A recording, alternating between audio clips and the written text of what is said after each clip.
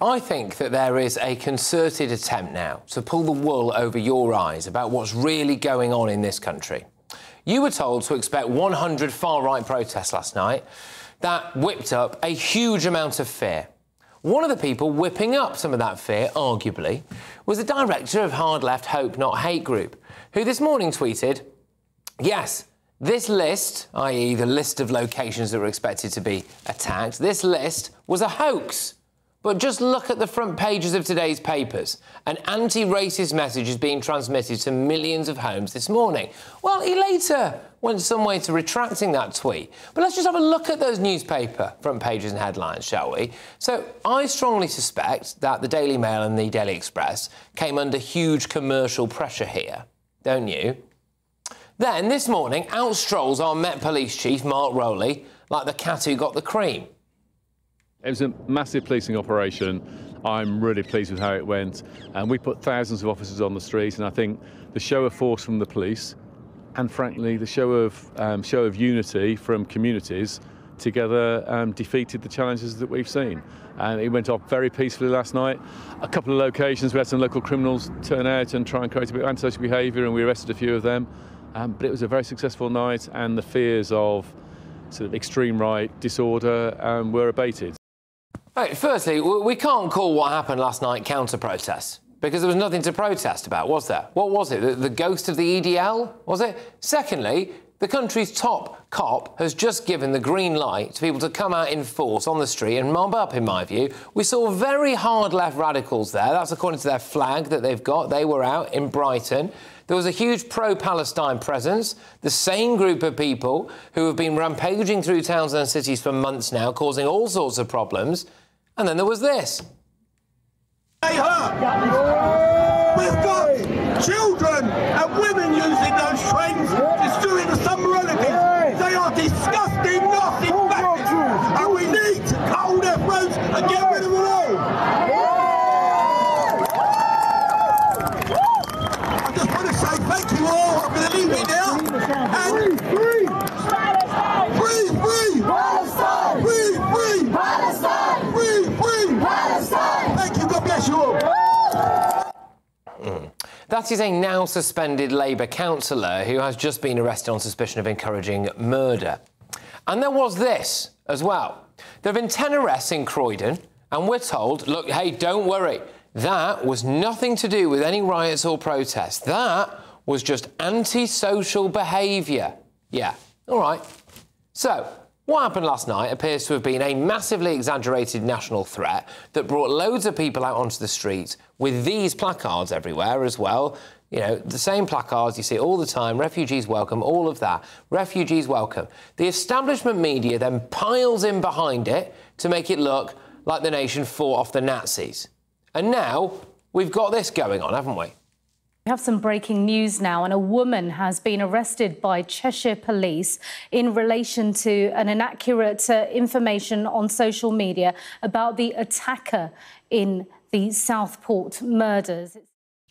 And today, Sir Keir Starmer feels that he can shamelessly ignore people's concerns about immigration and just crack on. If we have indeed turned a corner and seen an end to the violence, is now the time to engage with the underlying tensions that are in communities over the issue of immigration? The first priority is safety and security of our communities. The term gaslighting is defined as being to manipulate people using psychological methods into questioning their own sanity or powers of reasoning. I think we might be being gaslit. What about you? Let's get the thoughts of my panel. It's political consultant Suzanne Evans. We've got Tory peer Lord Bailey. I've also got ex-Labour Minister Bill Rammell. Suzanne, I will start with you on this. Are people trying to pull the wool over our eyes about what's really going on in Britain here? Yeah, I think they are. So when I heard this news that there were going to be 100 protests last night, I'm afraid I had much the same reaction as when I heard that Saddam Hussein had weapons of mass destruction that could be deployed in 40 minutes in the 1990s, because I just thought, that's rubbish. I simply don't believe this. But as you said, Patrick, it caused massive fear.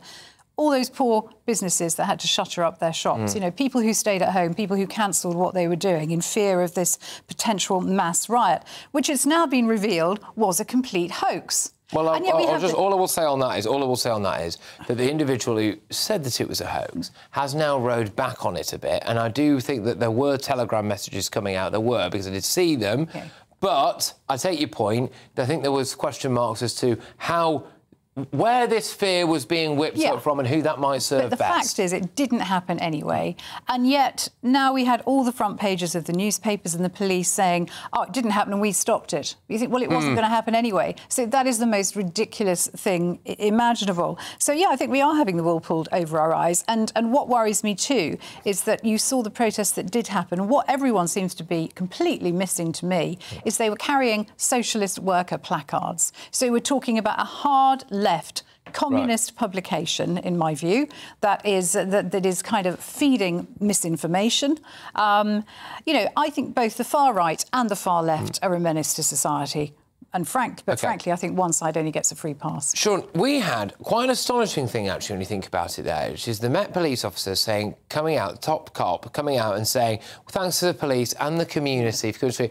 Well, we've just shown that amongst that community, around the country, you had the pro-Palestine brigade, you had the anti-fascist lot, you had really, really quite far left radicals in amongst all of that. Was he picked a side here? What's going on? I think there's two things to be said. I think, firstly, to maintain their credibility, the police have to demonstrate where this 100 marches came from, because there must be some serious intelligence there, because if they can find this information, if that's the truth, and that should lead them to be able to find some of the organisers, and we as the public would be very interested in that. When I heard the Commissioner's comments as well, I did think he must avoid inviting people onto the street, whoever they are, because that can go one of two ways. And it's great. You can imagine how I'm invested in anti-racism. That's a great thing, that we showed our real spirit and that we're not a racist country. But be very careful about inviting people on the street, because anybody's march can be hijacked. Yes. And the other thing, when I saw the pictures released about the people they're looking for, great piece of policing. But again, the group of young people I spoke to said, well, why didn't that happen on any of the other marches? Yeah. And that's the problem. And I tell you something now, as a black person, I could tell you what it feels like to be over-policed as a community. It generates real anger. So they must demonstrate that it's the same rules for everyone. OK. Do you not think, Bill, that there is a tendency, I think, to treat the public like we're a bit thick here? This idea that we were going to get I'm not diminishing the fact that we have had far-right actions, all right? And I am really not trying to minimise that at all. But what I am saying is I think the idea that we were going to get 100 almost military precision-style EDL, you know, things last night, I think a lot of people found that very dubious. We saw what happened in Croydon. We saw what happened in a couple of these other protests as well. We were told, oh, that's got nothing to do with these protests. That's just antisocial behaviour.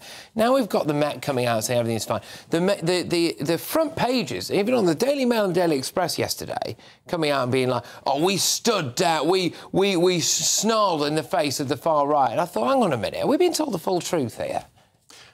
With respect, Patrick, I think this is conspiracy theorising gone far too far.